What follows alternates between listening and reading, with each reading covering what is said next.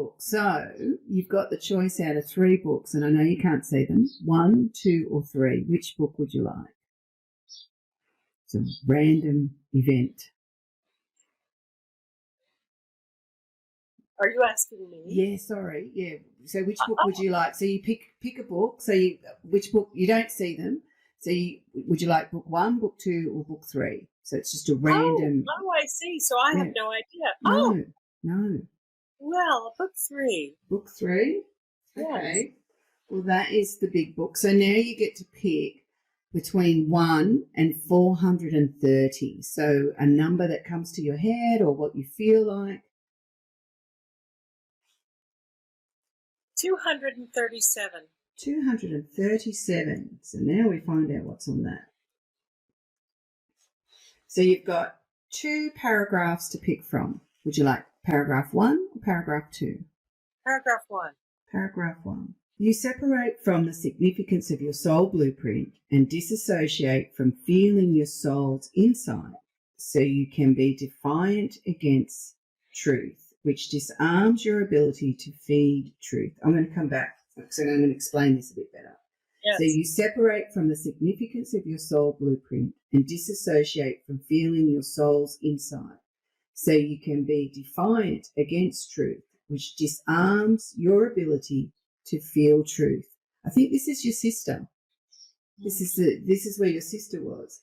When you want truth to accommodate your desire for control, you demand truth to ignore your original intention for resolution and evolution. This means you have forgotten, and I call it true source, divine origin consciousness's freedom of choice, but it's divinity, whatever you label it, which you cannot interfere with. So if I feel your sister, it's like she was so busy being defiant against the truth of what she experienced that it stopped her from feeling her truth. But you seen the significance of her truth. Yes. Yeah. That's absolutely true. Yeah. It is fascinating, yeah. So it's what a fun exercise. Yeah. Oh, it is interesting, and it like it's just I come over the top of it and read it, but that's definitely your sister. That's my sister. Yes. Yeah. It is. And the beautiful thing is that you never ever forgot her significance or of your younger sister. So the value of that, even though she couldn't feel that from you, but she was disassociated from everything. So, and that creates the wall, and then they become stuck in their own torment, which is really sad. And it's really difficult to, especially for someone that you love, to witness that, because that has a profound effect on you as well. It did. Yeah. Yes. And what kind of things do you think that created in you, or that you had to resolve, that you had to confront? I think that for me, that's a hard question. It broke my heart, is what it did. Yeah. And it's taken many years to mend it. And as much as I learned that I'm much stronger than I knew I was. Yeah. I was always the soft one. I was always the one who really cried first and cried most easily. That I'm tougher than I knew, but really. And see, I think, when we say you cried first, I cried first, so I was the softer one. For some people, it's that you were aware of the bigger picture. So when events were happening, you instinctively knew this isn't just this 5 minutes. This is going to have a longevity to it. This is going to affect how my sister feels about herself or how I feel about myself. So it's probably that you felt it deeper. I did. Yeah. But, when I was a child, that was a flaw. My parents saw me as weak. Yeah. Because I felt things so strongly. Yeah. I think that it's turned out to be my strength. Yes. I like that. Actually, I'm going to do another flip the book with you. I'm going to Sure. pick the book. So I want a number. Not that I know what you're doing. I thought you were asking one of the listeners. Okay, no, there must be something I don't know about. All right. Okay, I want you to pick a number. I'll explain it in a minute. I want you to pick a number between 189 and 215. 198. 198. So this is actually the book I wrote, 198, for pedophilic victims and people that work for them. But in the back of the book, which I am going to put in another book, something similar, I just got to get myself organised to get the book finished. Yeah. This tells you about your soul. Okay, so we're gonna. One was for your sister. This one's for you. So 1, 2, 3, 4, 5. We've got 5 paragraphs to pick from. Give me the 5th paragraph. 5th paragraph. So when I'm talking about core essences, they're what is naturally within your soul, and we've all got them.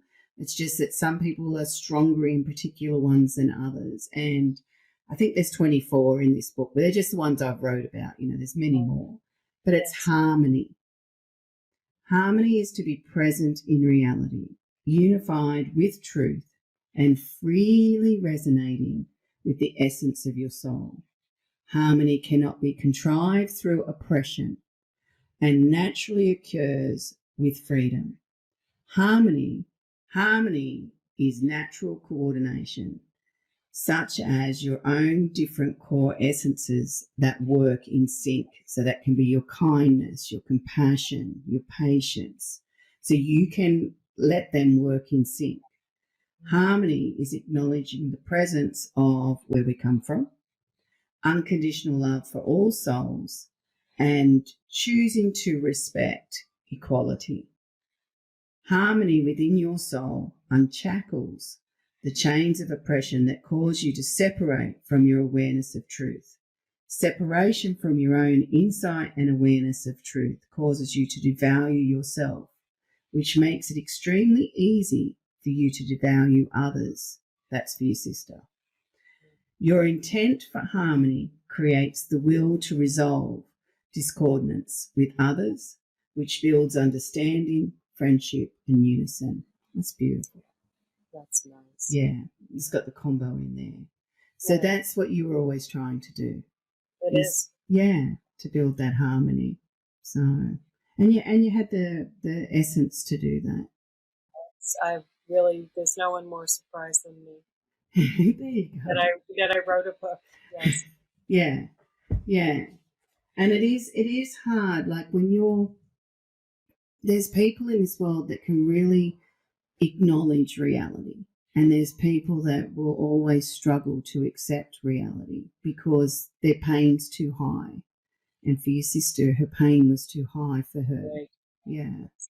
Whereas you were trying to find a solution through the pain, and and maybe the governess and your grandmother taught you that being with people and having that kindness and patience and all that sort of compassion is how you do it, whereas your sister just couldn't make it to that point. No, she couldn't. Yeah, even though she had it within her.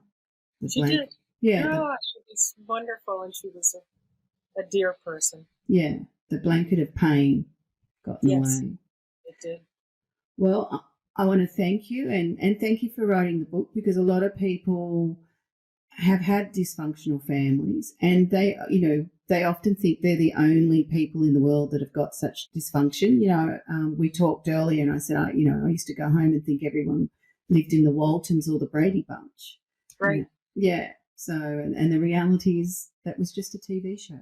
Nobody, there's always a little bit of dysfunction in most families. Yes, of course. Yeah. So thank you for writing the book. Thank you so much for having me. This was really fun.